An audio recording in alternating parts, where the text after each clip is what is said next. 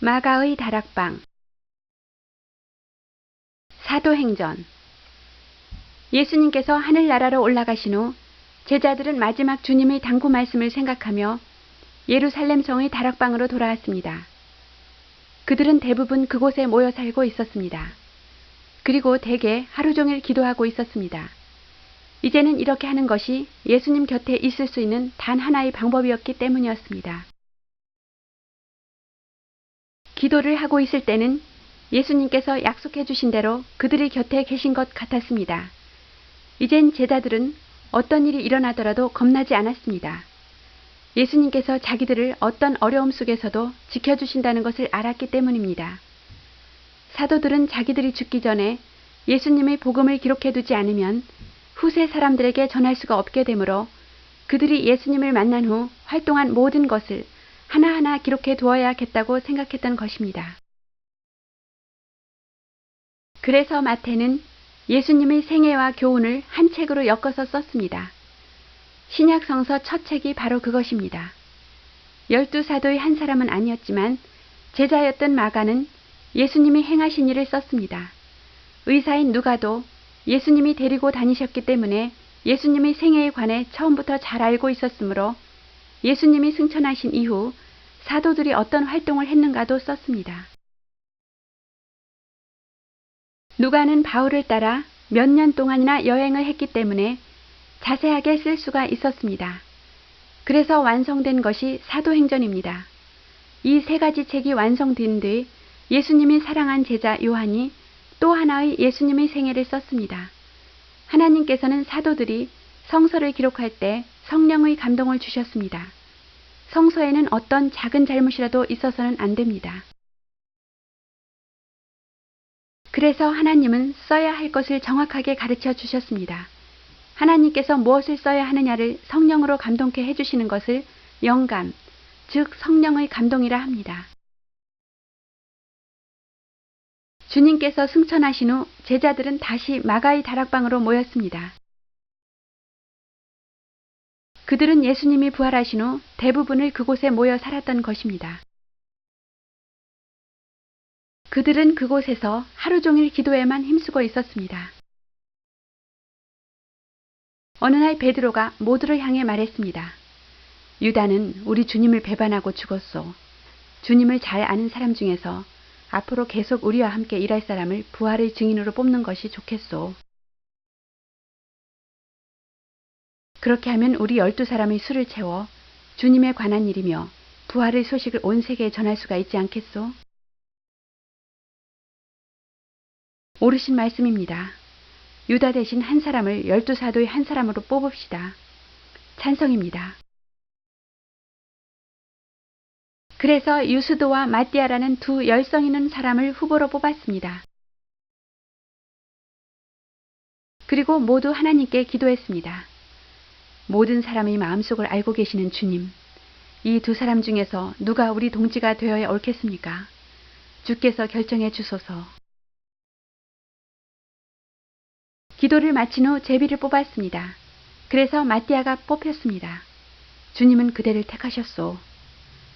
저를 택해 주신 주님의 뜻에 충성을 다하겠습니다. 이때부터 마띠아는 12사도의 하나로 사명을 받았습니다. 주님께서 우리와 함께 계실 것입니다. 아멘. 그렇게 제자들이 열심으로 기도 생활을 하고 있는 가운데 유대인의 명절인 오순절이 되었고 많은 사람들이 절기를 지키기 위하여 예루살렘으로 몰려들었습니다. 그들도 언제나처럼 모두들 모여 기도하고 있었는데 주여 약속을 이루어 주소서. 그때 갑자기 큰 소리가 나며 세찬 바람이 불더니 제자들 한 사람 한 사람 머리 위에 성령이 불꽃같이 내린 것입니다. 드디어 주님께서 보내주시마 약속하신 성령이 내려오신 것입니다. 예루살렘에서는 너무나 엄청난 큰 소리가 났기 때문에 집을 뛰쳐나와 소리나는 곳으로 와보았습니다. 무슨 일이야? 이게 무슨 소리지? 어서 가보세. 사람들은 제자들 둘레에 모여 그 이상한 광경에 놀랐습니다. 작은 불꽃이 그들의 머리 위에서 타고 있었습니다. 저 사람들은 갈릴리 사람들 아니야? 그런데 다른 나라 말로 짓거리는데 기적인가? 정말 이상하네. 그 중에는 비웃는 자도 있었는데 신기하기는 이 사람들은 술에 취한 거야. 글쎄 거룩한 절기에 취하다니 쯧. 성령의 감동을 받은 베드로가 새 힘을 얻어서 외쳤습니다. 유대 사람들이여, 이곳에 오신 모든 분들이여, 내 말을 들어보십시오. 지금 이 사람들은 여러분이 생각하듯이 술 취한 것이 아니요. 이것은 옛날부터 예언한 것입니다. 선지자 요엘이 옛날에 예언한 사실이 지금 일어난 것뿐입니다. 성서에 하나님이 끝날에는 나의 영을 모든 사람에게 쏟아 넣을 것이다. 그리고 어린이는 예언을 하고 너희 젊은이는 환상을 보며 주의 이름을 부르는 사람은 구원을 얻을 것이다. 라고 기록되어 있소. 지금 그 예언이 이루어진 것입니다. 나사렛 예수님께서 온갖 기적을 행하는 힘을 하나님께로부터 얻으신 분이었음을 여러분은 잘 알고 있는 것입니다. 하나님이 계획하신 일이라고는 하나 그분을 여러분이 잡아 정말 잔혹한 방법으로 십자가에 못 박아 버렸소. 그러나 하나님은 이분을 죽음 속에서 다시 살려내셨습니다. 죽음조차도 예수님을 가두어 둘 수는 없었던 것입니다. 예수님은 지금도 살아계십니다. 우리는 그것을 이 눈으로 분명히 보았소. 지금 예수님은 하늘에서 하나님 오른편에 앉아 계십니다. 저 사람의 말은 진실인 것 같다. 우리들이 예수를 죽인 죄는 어떤 벌을 내리실까? 큰 벌을 내릴 거야. 군중들 중의 한 사람이 성령의 감동을 받고 말했습니다. 우리는 어떻게 해야 될까요? 죄를 뉘우치고 그리스도의 이름으로 세례를 받으시오. 그러면 하나님은 여러분을 용서하시고 성령을 받을 수가 있고 구원도 받을 수 있을 것이오. 베드로와 제자들은 죄를 회개한 사람들에게 세례를 베풀었습니다. 예수님의 이름으로 세례를 주노라. 아멘. 그날 하루 종일 주님의 얘기를 하기도 하고 세례를 베풀면서 지냈습니다. 그날 아침 이 마을에 예수님을 따랐던 사람은 불과 120명 뿐이었습니다. 그런데 저녁 때까지는 엄청난 숫자에 이르렀습니다. 놀랍게도 3,000명에 이르렀습니다. 예수님이 이 세상에 계셨을 때 늘 말씀하신 대로 제자들은 온 힘을 다하여 그 명령을 지키기 위하여 노력했습니다. 이렇게 해서 믿게 된 사람들 사이엔 절로 사랑의 정신이 통하기 시작했습니다. 누구든 저 혼자만 많이 가지려 하지 않고 제 것을 팔아 그것을 나누어 썼습니다. 그리고 예수님의 분부대로 서로 빵을 떼며 포도주를 마시고 예수님이 자기들을 위해 죽으신 것을 돌이켜 생각하는 것이었습니다. 이것이 그리스도 교회의 시초였습니다. 성령의 능력. 성령 세례를 받은 사도들은 날마다 복음을 전파하여 한 사람도 남김없이 예수님을 믿도록 해야겠다고 생각했습니다. 성전에서나 어떤 때는 길가에서 서서 복음을 전했습니다. 어느 날 오후 베드로와 요한은 성전으로 기도하러 가고 있었습니다. 성전 미문에는 언제나 앉은뱅이 거지 하나가 동냥을 하며 앉아 있었습니다. 불쌍한 나에게 자비를 베푸소서. 두 사람은 발걸음을 멈추었습니다. 우리를 보시오. 나는 당신에게 줄 은전이나 금전은 없소. 그러나 내게 있는 다른 것을 주겠소. 베드로가 말을 마치고 거지의 손을 잡고 큰 소리로 명령했습니다. 나사렛 예수 이름으로 일어나 걸으시오. 그러자 그 앉은 뱅이의 발과 발목뼈에 힘이 돋아 굳건히 일어섰습니다. 야, 걷게 되었다. 하나님의 은혜가 아니고 뭐냐. 거지는 너무나 기쁜 나머지 큰 소리를 외치고 펄쩍펄쩍 뛰면서 베드로를 따라 성전으로 들어갔습니다. 감사해라. 아, 감사해라. 저건 누구냐? 안진뱅이였는데 누가 고쳤나? 저럴 수가. 여러분은 어째서 그토록 신기하게 여기는 거요? 왜 우리 힘으로 저 사람을 고친 것처럼 생각하는 거요? 다시 살아난 예수님의 힘으로 고친 것입니다. 주님을 믿으시오. 그러면 구원을 얻습니다. 믿음?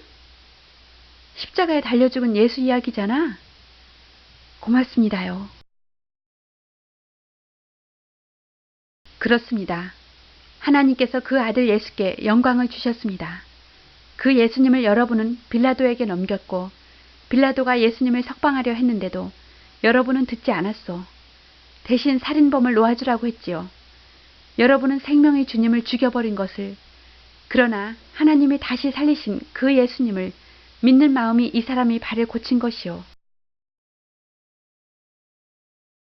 그러나 여러분은 모르고 그런 짓을 했습니다. 회개하시오. 그러면 하나님은 용서해 주십니다. 언젠가는 주님이 다시 이 땅으로 오십니다. 정말입니까? 그럼 우리도 회개하겠습니다. 며칠 동안 수많은 사람들이 성전으로 몰려와서 말씀을 듣고 회개하는 모습을 보자 제사장들은 잔뜩 얼굴을 찌푸리고 있었습니다. 예수를 죽이면 그것으로 끝인 줄 알았는데 저들은 한층 기승을 부리네. 예수가 다시 살아났다느니 성령을 받았다느니 참. 결국 제사장들은 군인들을 시켜 베드로와 요한을 잡아 옥에 가두어 버렸습니다. 너희들을 체포한다. 너희들이 아무리 우리를 잡아 옥에 가두어 두어도 우리 믿는 마음까지 가둘 수는 없을 것이다. 그러나 두 사도가 군중들에게 한 말은 누를 길이 없었습니다. 이 사람에게서 저 사람으로 퍼져나갔습니다. 다음 날 아침 베드로와 요한은 감옥에서 끌려나와 신문을 받기 시작했습니다. 그곳에는 대제사장과 장로들과 율법학자들이 다 나와 있었습니다. 너희는 무슨 힘으로 저 사람을 고쳤는가?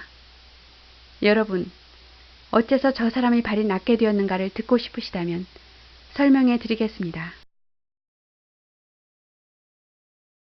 그때 베드로는 성령의 충만함을 받아 담대히 말할 수가 있었습니다.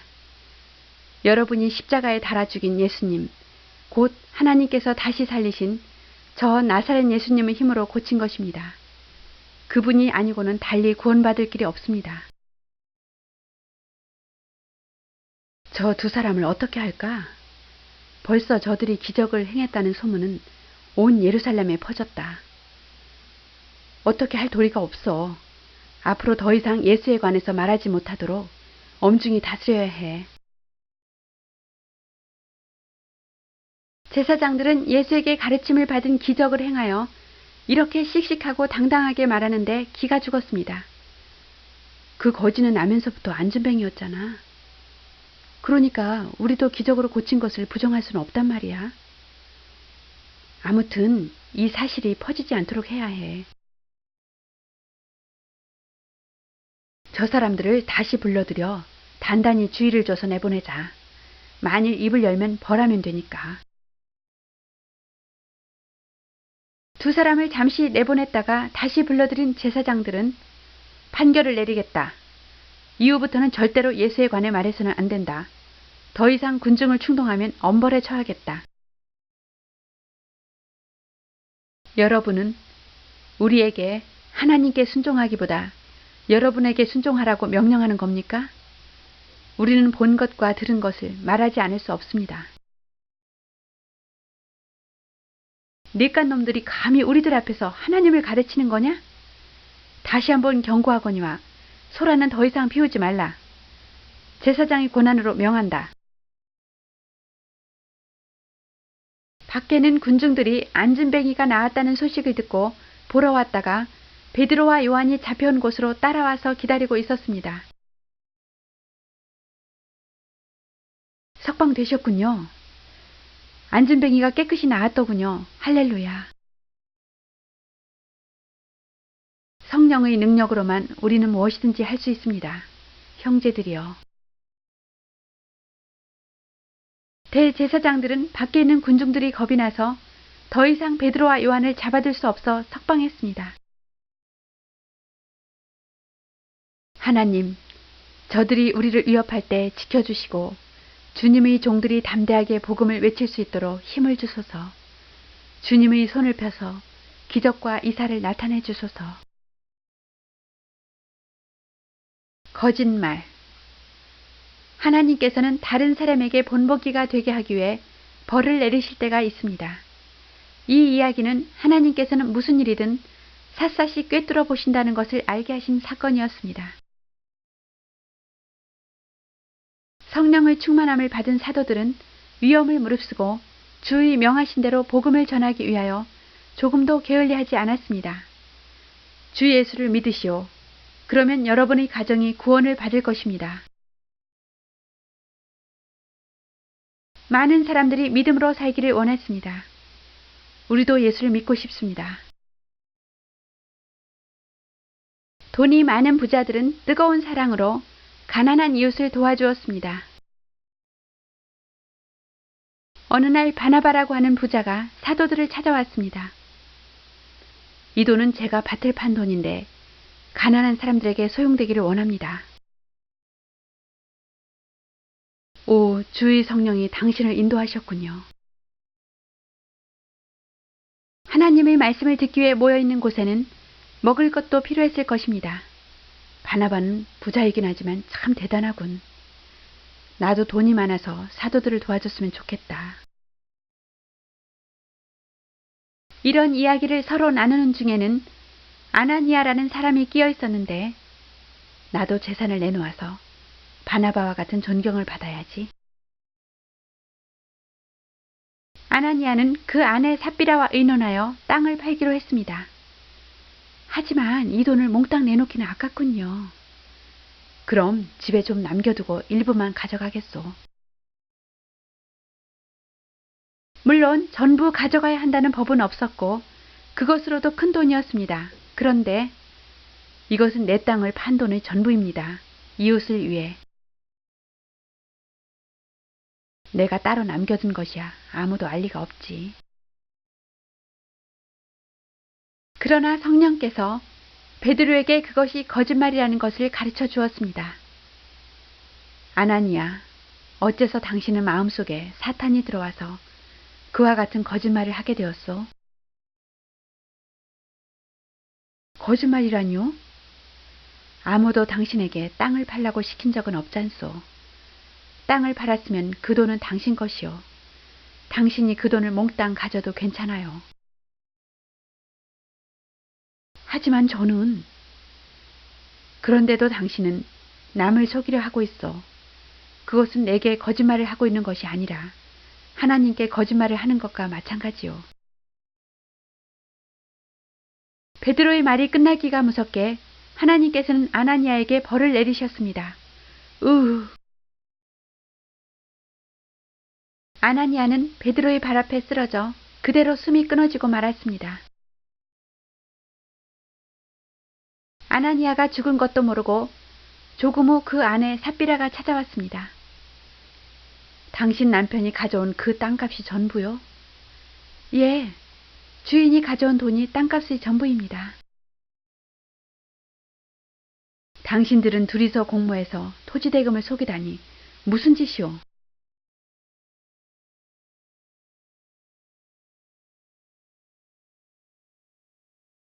이것 봐요. 당신 남편을 장사 지내려 떠난 사람들이 지금 돌아왔으니 그들이 당신도 내어다 장사 지내줄 것이오.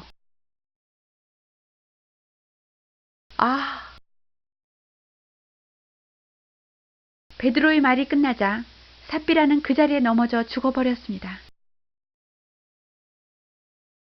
이 사실을 보고 들은 사람들은 정말 베드로는 하나님의 사람인 것을 깨달았습니다. 이게 웬일이람? 아나니아의 무덤으로 가자. 그래, 기막혀. 열려진 옥문. 베드로의 주에는 병자가 이불이나 의자에 실린 채 들려오는가 하면 베드로의 그림자만이라도 스치면 좋다고 하여 몰려오는 사람들이 끊이지 않았습니다. 그리고 이 사람들의 병이 다 나았습니다. 베드로는 날마다 사람들을 가르쳤습니다. 먼저 말씀을 들은 사람들은 이웃과 친구들을 데리고 왔습니다. 예수님은 여러분들을 사랑하십니다. 베드로는 많은 병자를 고쳐주기도 하며 주여 구원을 가는 곳마다 교회를 세우게 했습니다. 예수의 이름으로 일어나라. 그와 동시에 말할 수 없는 수모와 핍박도 끊임없이 베드로를 괴롭혔습니다. 내 병이 다 나았어. 베드로는 몸이 하나이므로 동시에 많은 곳을 다 가르치지 못하는 것을 안타까워하며 항상 편지로 격려하고 권면하여 성도들을 돌보았습니다. 오늘은 베드로 사도의 편지를 읽어준대. 그럼 가서 들어봐야지. 이렇게 믿는 사람이 늘어날수록 대제사장들의 노여움은 커졌습니다. 마침내 저들은 우리의 경고를 무시하고 날마다 예수의 부활을 증거합니다.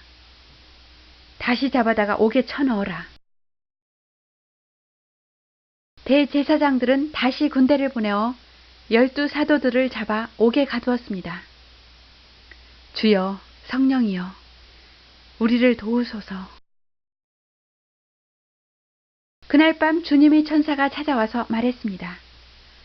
너희들은 성전으로 가서 사람들에게 예수님 얘기를 하여라. 오, 저 빛, 천사다. 봐, 옥문이 활짝 열렸다. 어서 나가자. 제자들은 아침 일찍 성전에 나가 사람들을 가르쳤습니다. 그들은 조금도 두렵지 않았습니다. 꼭 도움이 필요하게 되면 하나님께서 천사를 보내어 힘이 되어 주신다는 것을 알기 때문입니다. 그날 아침 아무것도 모르는 대제사장들은 사도들을 신문하기 위하여 모였습니다. 옥에 갇힌 놈들을 끌고 오너라. 예. 아침에 군인들이 감옥으로 가보니까 감방이 텅 비어있지 않겠습니까? 어떻게 된 거야? 문에는 자물쇠가 채워져 있었고 파수병도 있었는데 땅으로 꺼졌나 하늘로 솟았나? 군인들은 허겁지겁 제사장에게로 달려가 이 사실을 보고했습니다. 뭐라고? 그럴 리가 있나? 하지만 그것은 이상한 일이 아닌가? 파수병은 아무도 나가는 것을 못 봤단 말인가? 그때 또 한 사람이 달려왔습니다. 큰일 났습니다. 어제 저녁 옥에 갇혔던 그들이 지금 성전에서 사람들을 가르치고 있습니다. 당장 가서 그들을 잡아오라. 군중들이 소란을 피울지 모르니 너무 함부로 다루지는 말라. 사도들은 다시 붙잡혀 대제사장들 앞으로 끌려왔습니다. 듣거라. 우리가 너희들에게 그토록 엄하게 당부하지 않았느냐? 예수의 이름으로 가르치지 말라고 했는데 너희는 온 거리에 그의 가르침을 퍼뜨렸을 뿐만 아니라 우리가 그리스도를 죽였다고 하면서 공격하고 있지 않느냐? 사람에게 순종하기보다 하나님께 순종해야 마땅합니다.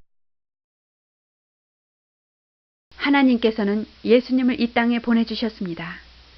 그분이 오신 것은 우리의 죄를 깨우쳐 회개시키고 믿는 마음에 성령을 주십니다. 그리고 성령은 우리에게 예수님에 관해 가르쳐 주십니다.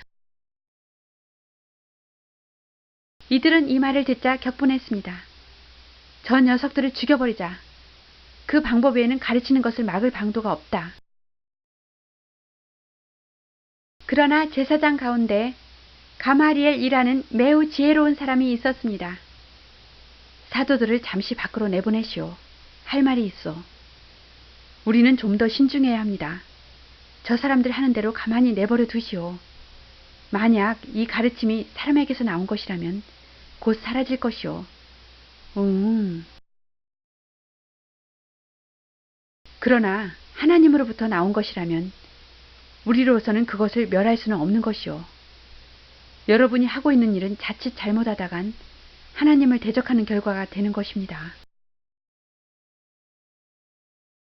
그 말씀에도 일리가 있군요. 가마리엘 선생의 말대로 하지요. 그들은 주님을 매질한 것처럼 사도들을 채찍으로 때려서 풀어주었습니다. 앞으로 다시는 예수를 입에 담지 말어. 사도들은 가까스로 자유 몸이 되었습니다. 주님을 위해 매를 맞는 것은 우리의 상급이다. 더욱 열심히 전도합시다. 사도들은 말하지 않고는 견딜 수가 없었습니다. 그들은 성령에 이끌려 다시 성전으로 가서 가르쳤습니다. 스데반의 순교. 제사장 중에는 더러 예수님을 믿는 사람이 있었습니다. 그러한 제사장들은 예수님이 살아계실 때는 전혀 믿으려 하지 않았지만 예수님이 부활하신 후 역시 그분은 하나님의 아들이었다고 하며 자기들의 잘못을 뉘우치며 믿게 된 것입니다. 교회에는 가난한 사람이 많았습니다. 사도들은 날마다 이 같은 사람들을 모아놓고 돈이며 먹을 것을 주었습니다. 이만하면 되겠지요. 고맙습니다. 부자들이 자기 것을 가난한 사람에게 나누어 주었기 때문에 생활이 어려운 사람은 없게 되었습니다. 그러나 교회의 신도들이 불어남에 따라 가난한 사람의 수도 많아졌기 때문에 사도들은 그 사람들을 돌보는 일이며 가르치는 일을 겸해서 해야 하니 무척이나 바빴습니다. 그래서 베드로는 신도들이 모인 곳에서 좋은 안을 내놓았습니다. 우리들은 열심히 가르치는 일에 전념할 테니 여러분 중에서 좋은 사람을 7명 뽑아서 어려운 사람들을 돌보게 하십시오. 그래서 7명의 존경받는 사람이 뽑혔습니다. 사도들은 그 7사람의 머리 위에 손을 얹고 먼저 하나님께 기도드렸습니다. 주여, 이들이 주의 선한 일을 할 때 힘을 주소서. 그 중에서 스데반이란 사람은 은혜가 충만하여 가르치거나 기적을 행할 수도 있었습니다. 그런 일을 할 수 있다는 것은 스데반이 하나님의 성령으로 가득 차 있었기 때문입니다. 어느 날 스데반의 가르침을 듣고 있던 사람들 중에서 한 무리가 스데반에게 논쟁을 걸어왔을 때였습니다. 그러므로 당신들의 주장은 옳지 않습니다. 그래도 나는 수긍이 안 돼요. 스데반의 대답은 정말 훌륭하군. 훌륭한 분한테 왜 시비를 걸까? 아무리 해도 스데반을 이기지 못한 그들은 화가 나서 씩씩거렸습니다. 도저히 논쟁으로는 이길 수가 없다. 저자라고 약점이 없을라고. 이봐, 스데반이 하나님과 모세를 욕되게 하는 말을 했다고 거짓말을 꾸밀 수밖에 없다. 그리고 증인을 세우면 돼. 두고 보자. 그래서 율법 학자들에게 그럴듯하게 꾸며서 보고했습니다. 법정에서는 이자의 말을 들은 증인이 있는가? 예, 저기 증인이 있습니다. 우리는 이 사나이가 모세와 하나님을 욕되게 하는 말을 분명히 들었습니다. 저자는 예수가 이 성전을 헐고 요술로 지을 수도 있으며 모세의 율법도 예수의 법이라고 말했습니다. 어찌 된 일입니까? 이 사람들의 말이 정말입니까? 조용하고도 엄숙한 스데반의 모습을 바라보며 그곳에 나와 있는 사람들은 모두 그의 인격을 느끼고 있었습니다. 형제들이여, 들어보십시오. 하나님께서는 그 옛날 우리 조상들을 얼마나 도와주셨는지 모릅니다. 그런데도 우리 조상들은 하나님의 말씀을 듣지 않고 또 얼마나 하나님의 마음을 슬프게 했습니까? 또한 하나님께 예배는 드리지 않고 우상을 섬기며 그리스도가 오심을 예언한 예언자를 죽여버렸습니다. 저놈이. 그리고 정말 예수님이 오셨을 때 여러분은 그분도 죽여버렸습니다. 여러분이 조상들과 마찬가지로 당신들도 언제까지나 하나님께 반항만 하고 있군요. 무엇이 어째? 네가 우리를 훈계하느냐? 제사장들은 스데반의 말을 듣고 가슴이 찔리기도 했지만 그럴수록 더욱더 화가 치밀어 올라왔습니다. 그만두지 못해? 네가 감히 우리 조상까지 모욕하려 하느냐? 스데반은 조용히 하늘로 눈길을 돌렸습니다. 아, 하늘이 열리고 인자가 하나님이 우편에 서 계시는 것이 보이는구나. 화가 난 사람들은 갑자기 스데반을 향해 덤벼들어서 시외로 끌고 나왔습니다. 신을 모독한 저자를 돌로 쳐 죽여라. 스데반의 옷은 다 찢겼습니다. 흥분한 무리는 웃옷을 벗어던지고 닥치는 대로 계속 돌을 던졌습니다. 네가 돌에 맞아도 죽지 않는가 보자. 스데반은 얼마 후에 자기가 죽는다는 것을 알고 하늘을 우러러 바라보며 주님, 제발 이 죄를 저들에게 돌리지 마옵소서. 이제 숨이 끊어지려고 할 때 그는 무릎을 꿇고 큰 소리로 주님이여, 제 영혼을 받아주옵소서. 기도하고는 조용히 잠들었습니다. 집행관 사울은 스데반의 죽음을 확인하고 그만, 이제 죽었다. 스데반은 예수님을 사랑하기 때문에 죽음을 당했으므로 첫 번째 순교자가 되었습니다. 교회의 신도들은 눈물로 장사를 지냈습니다. 어느 마술사. 이 무렵의 예루살렘은 바야흐로 사도들에게 무척 위험한 곳으로 변해갔습니다.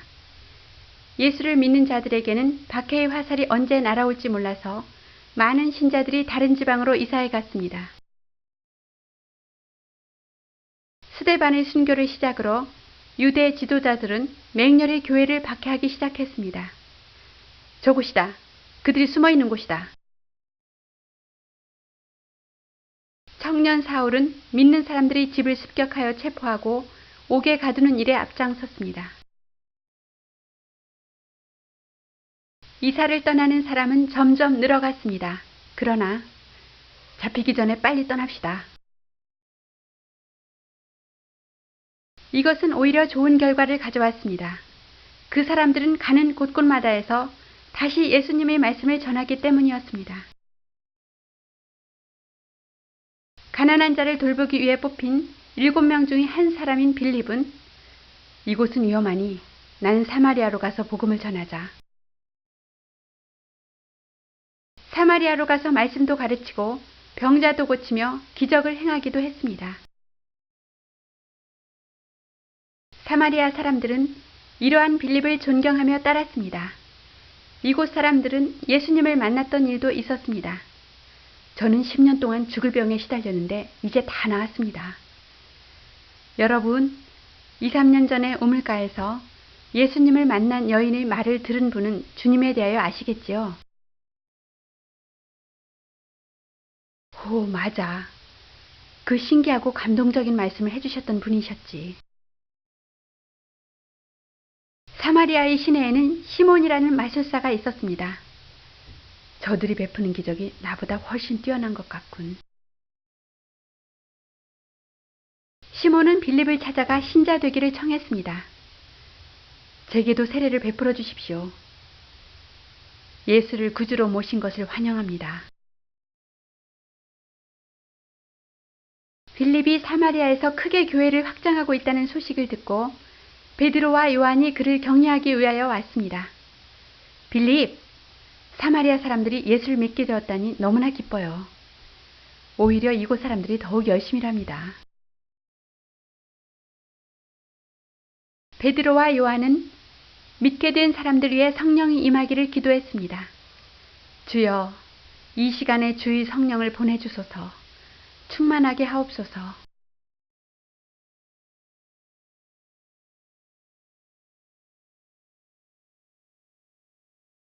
사마리아에서는 아직 성령을 받은 사람이 없었으므로 머리 위에 손을 얹어 기도했습니다. 마술사 시몬은 성령 세례받은 신기한 장면을 지켜보다가 돈을 가지고 베드로에게로 와서 내놓으며 부디 저에게도 남의 머리에 손을 얹으면 성령이 내리게 하는 힘을 주십시오. 그게 무슨 말이오? 하나님의 선물을 돈으로 살 수 있다고 생각하느냐? 너는 이 돈과 함께 망할 것이다. 왜?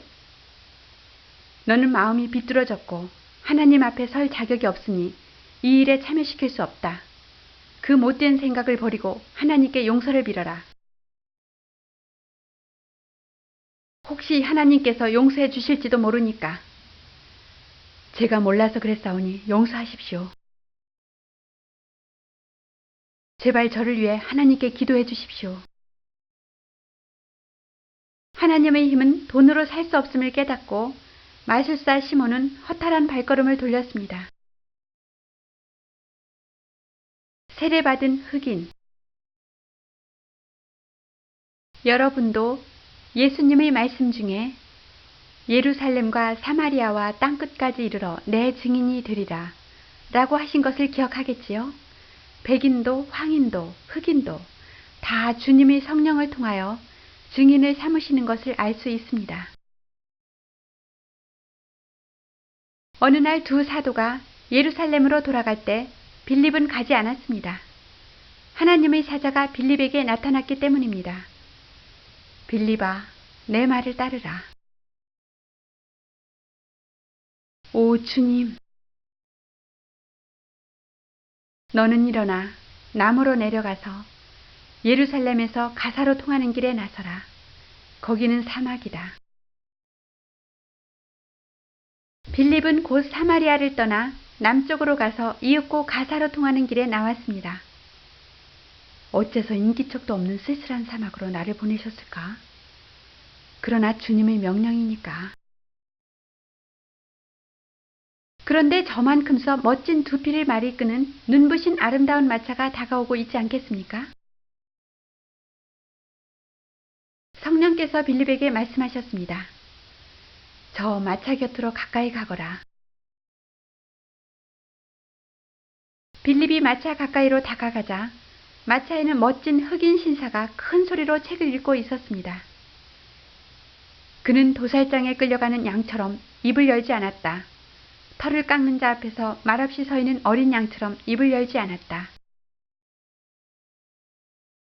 선생님이 읽고 있는 그 대목의 뜻을 아시겠습니까?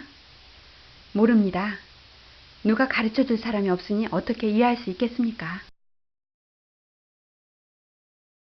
선생님이 마차로 올라와서 앉으시지요. 예, 그러지요.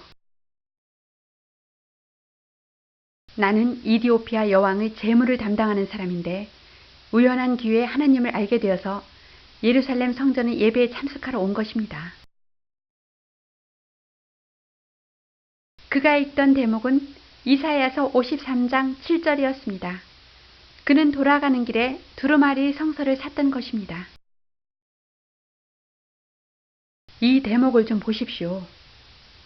그가 곤욕을 당하여 끌려갈 때에도 그 입을 열지 않았으며 가는 어린 양과 끌려 털 깎는 자 앞에 잠잠한 양같이. 저는 이것이 누구를 두고 한 말인지 잘 모르겠습니다. 이것은 예언자가 자기 일을 쓴 것입니까?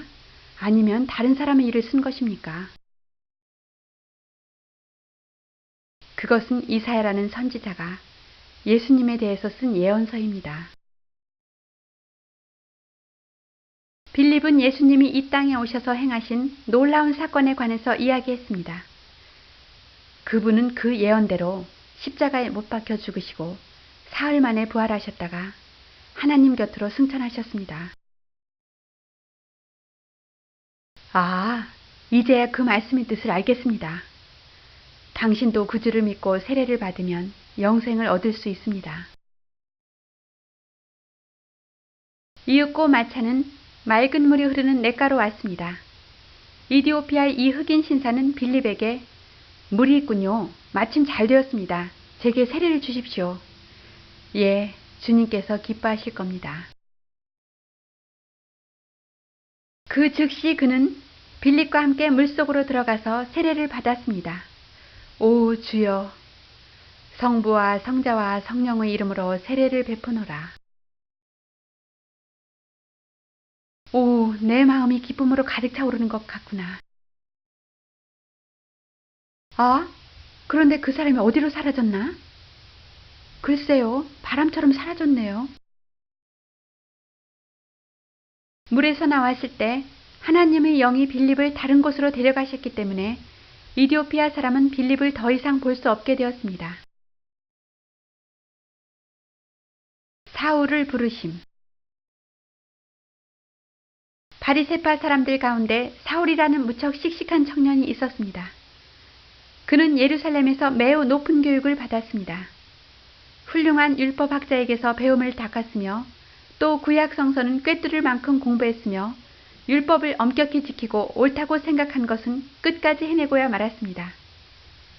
모세를 바로의 궁에 보내 최고의 교육을 받게 했다가 이스라엘의 지도자로 세우신 것 같이 바울을 택하신 것입니다. 사울은 다른 바리새인과 같이 예수님을 믿는 사람을 무척 싫어해서 온갖 수단으로 신도들을 방해했습니다. 하나님이 거룩하신 이름을 모욕하는 예수 추종자들은 반드시 추방해야 돼. 그는 스데반이 돌로 맞아 순교를 당할 때도 곁에 서서 해치워라, 해치워라 하고 선동했던 것입니다. 사울이 이토록 심정이 굳은 사람으로서 모세의 율법을 공부한 것도 다 하나님이 예정하신 뜻을 이루시기 위한 것이었습니다. 그 당시 사울의 마음속에는 정말 예수를 믿는 것은 하나님을 배반하는 용서할 수 없는 행위라고 생각했던 것입니다. 저들을 중지시키는 것이 나의 의무다. 하나님, 힘을 주소서. 실제로 사울에게 잡혀 옥에 갇히고 끝내는 사형당한 신도들도 적지 않았습니다. 사울은 제사장에게 예수를 믿는 자들이 모두 예루살렘을 탈출하고 있습니다. 그 사도들은 다 이 성 안에 있는데 이 새 종교를 어떻게 하든 뿌리를 뽑아야 합니다. 저는 지금부터 다메섹까지 가서 신도들이 있으면 모조리 끌고 와서 감옥에 집어넣을 작정입니다. 그곳 제사장의 공문이 필요합니다. 제발 다메섹에 있는 제사장께 소개장을 써주십시오. 그래, 좋은 생각이다. 그래서 대제사장은 다메섹의 제사장에게 크리스천을 잡기 위해 사울에게 협력해달라는 편지를 써서 주었습니다. 자, 이 편지를 가져가게. 부디 하나님의 명예를 회복하도록 반드시 그들의 세력을 꺾어놓고 말겠습니다. 사울은 의기양양에게 길을 떠났습니다. 예루살렘에서 다메섹까지는 170km 이상이나 되며 사울 일행은 며칠을 갔습니다. 다메섹은 세계에서 가장 오래된 도시로서 노아의 손자 가나안의 영토에 들어있던 도시였습니다. 그 도시는 현재도 있으며 인구가 약 15만의 큰 도시입니다. 사울이 다메섹 언덕에 이르렀을 때 갑자기 하늘로부터 태양보다 더욱 강한 빛이 찌르듯이 쏟아져 내렸습니다.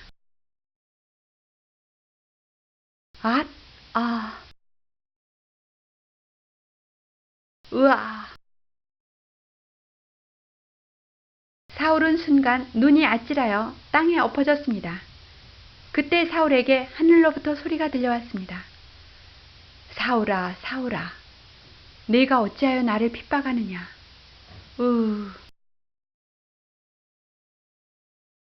그런 말씀을 하시는 당신은 누구십니까? 나는 내가 핍박하는 나사렛 예수니라. 주님, 그렇다면 저는 어쩌면 좋겠습니까? 사울아, 일어나 다메섹으로 가거라. 이제부터 너는 내 제자가 되어라. 그러면 내가 할 일을 일러줄 사람이 있을 것이다. 그 순간부터 사울은 전혀 다른 사람이 되었습니다. 빛은 사라지고 사울이 일어났을 때, 아니, 무슨 일이십니까? 무슨 소리가 들린 것 같았는데? 왜 이러십니까? 아, 빛을 본 후부터 내 눈이 안 보여. 아, 아니, 눈이? 우리는 멀쩡한데 웬일일까? 그들은 사울의 손을 잡고 다메섹 시내로 갔습니다. 나를 다메섹으로 이끌어 주시오. 내 손을 잡으시오. 이게 무슨 꼴이람?